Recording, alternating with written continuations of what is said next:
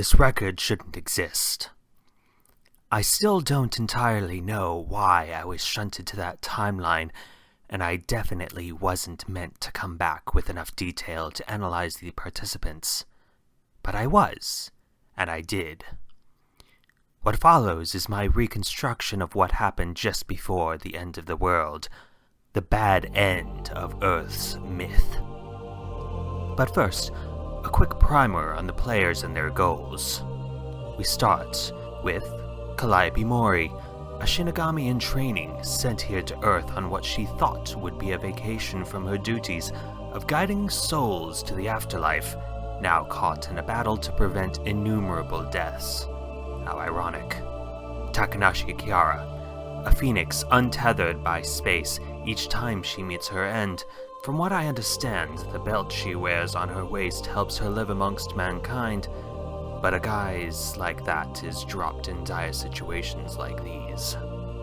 Gawr Gura, last of her kind from a dead underwater civilization, with the raging blood of the seas in her veins and the weapon of a god in her hand.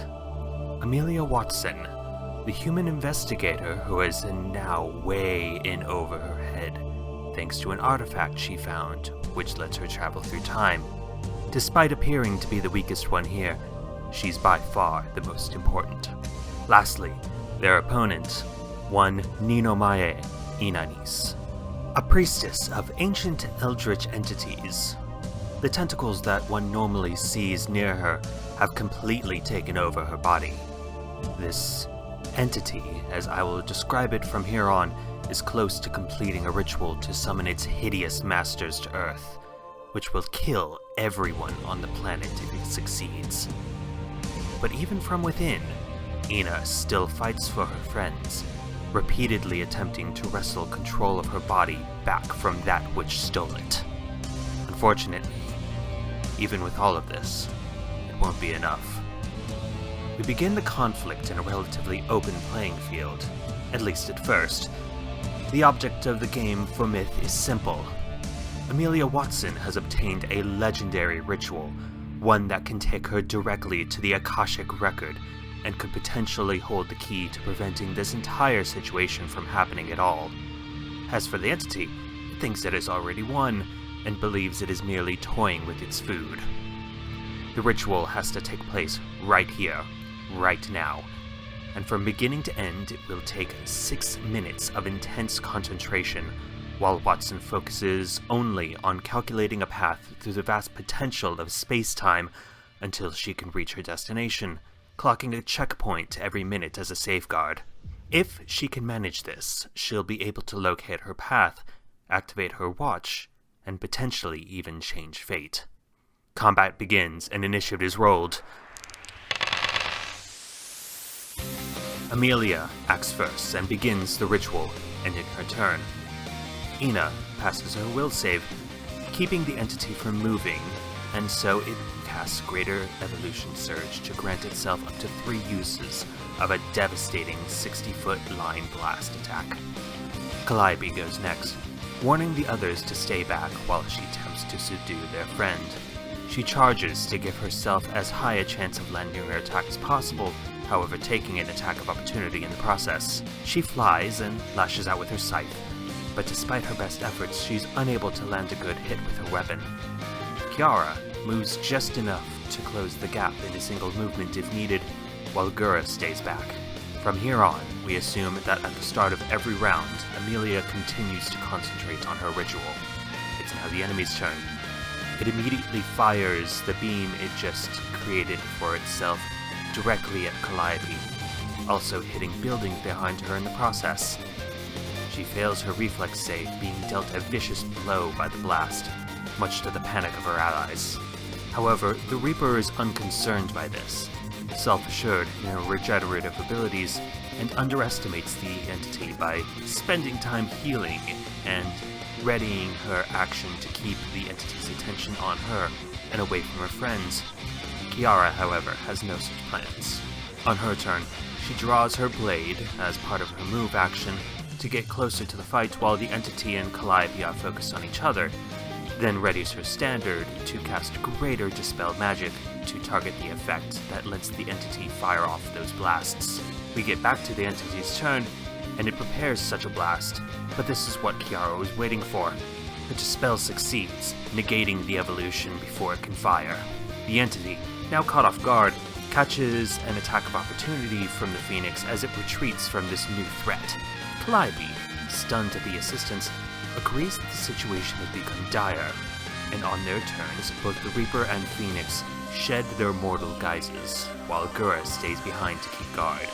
The next minute or so are a stalemate between the supernatural forces as Calliope and Kiara keep the entity distracted, flying into the sky and launching a variety of physical attacks, blasts of fire, and powerful spells at each other. But while the entity isn't sustaining any lasting damage, neither allow it a good chance to fight back. A minute passes, and Amelia succeeds her first knowledge planes check. By the 20th round, the entity has grown tired of this cat-and-mouse game. Internally, Ina passes her will save to prevent it from moving, so instead, it just casts banishment. And just like that, in an instant, 2 of the protectors of Earth have been shunted from the material plane. A second minute has passed. Amelia succeeds at her second knowledge planes check, while she's forced to sit there and accept it. The entity, curious about what this group could be planning, takes a few moments to consider the last individuals left, while also getting close enough to determine the nature of the ritual, flying just within range to analyze it with its detect magic.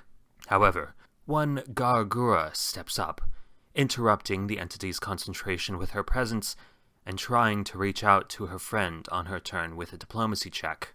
The entity taunts them as they once again cast Greater Evolution Surge to grant themselves another 3 uses of their blast ability, clearly about to use it with fiery fury. On her turn, Gura prepares to use the special power of Poseidon's Trident when that attack comes. It strikes. She responds. The power of the Trident is revealed, bringing up an emergency water shield to block the blast. It doesn't have to last forever, just long enough to withstand this assault. And it does. Barely. 3 continuous rounds of power straight into the barrier whittles away at its defenses, the sheer power converting the watery shield into steam that covers the battlefield in a literal fog of war. The 3rd blast finally breaks the barrier, dealing a minor amount of damage to Gura in the process. She retaliates on her turn, lashing out from within the fog with a spell of her own, Aqueous Orb. Normally, the entity would easily be able to dodge such a retaliation, but...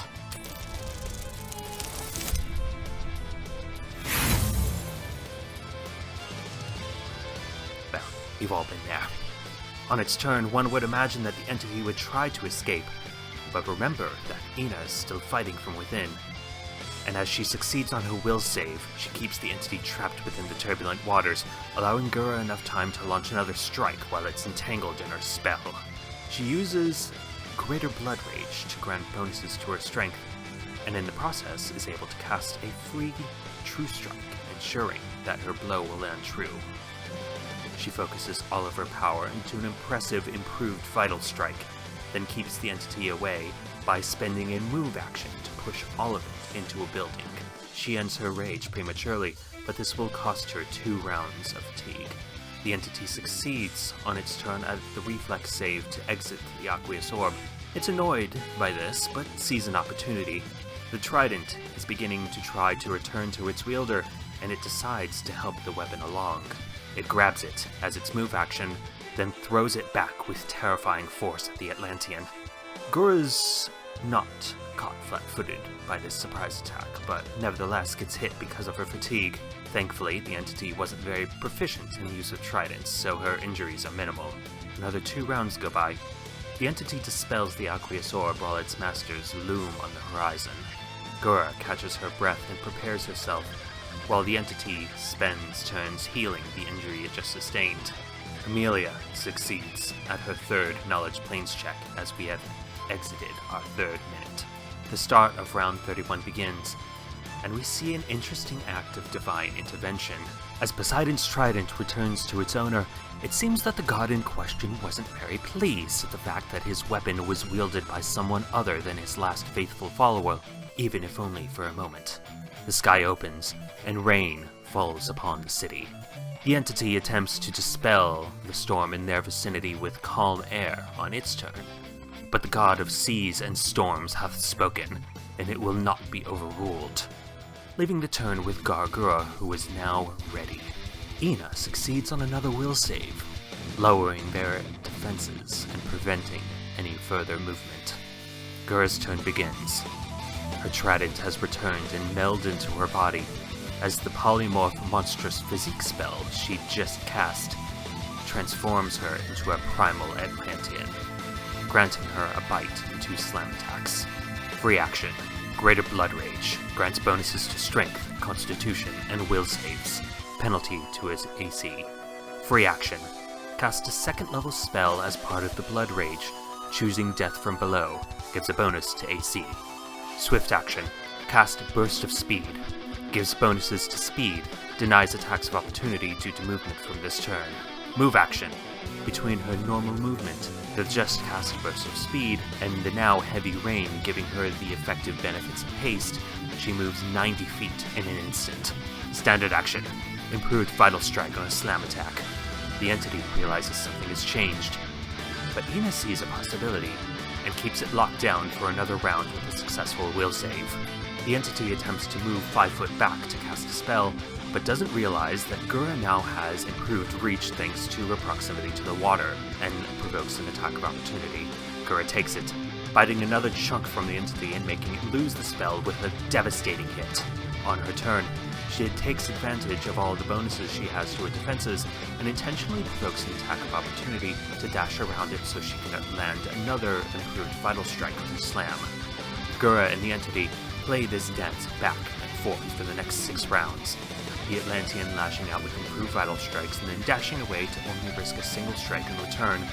What Gura has not noticed, however, is that by round 39 it has used Conjure Eldritch Entity 4 times above them in an attempt to smash the girl flat. The first hand, lashing out, doesn't work, and Gura is able to destroy it in a flurry of attacks thanks to Power Attack, Raging Brutality, and a powerful attack of opportunity from the hand getting too close. 4 minutes have passed. Amelia succeeds on her 4th Knowledge Planes check.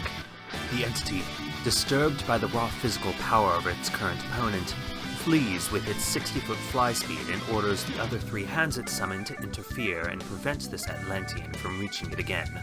The hands move, readying attacks of opportunity as Gura gives chase, dodging all of them. But it's a trap. The entity's readied action goes off, and it summons another hand directly below her, bull rushing her directly upwards. On round 41, the entity orders the hand to continue flying up, carrying Gura with it high into the sky. The remaining summons move to act as blockers just in case. Meanwhile, the entity summons another on its turn.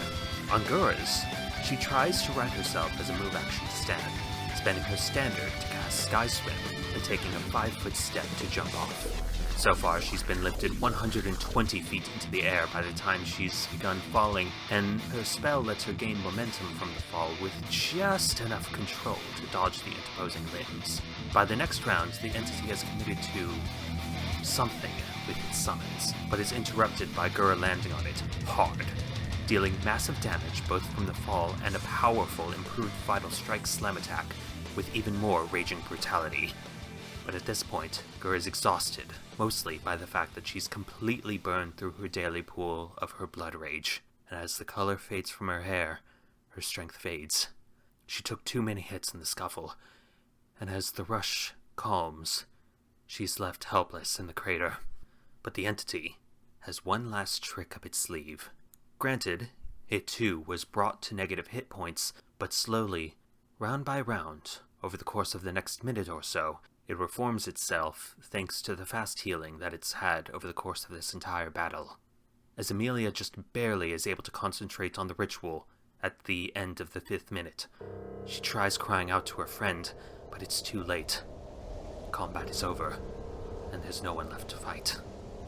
I only vaguely know what happened from here on, but out of the corner of my eye, in the last half a minute or so, I saw the entity pick up the half-dead Atlantean, only for the priestess to suddenly emerge from within the entity, pushing it away from her friend. It muttered something in response that I couldn't hear over the rain, and whatever was having those summons work on in the background looked like it was almost done. I didn't stick around long enough to find out what was happening. I was desperately trying to plane shift away, approximately in time for the ritual Amelia was engaged in to finish, but something went sideways, and instead of being transported to another plane of existence, I instead warped to another place in time. This timeline, specifically the one we all call home. I still don't entirely know why I was shunted to that timeline, and I definitely wasn't meant to come back with enough detail to analyze the participants.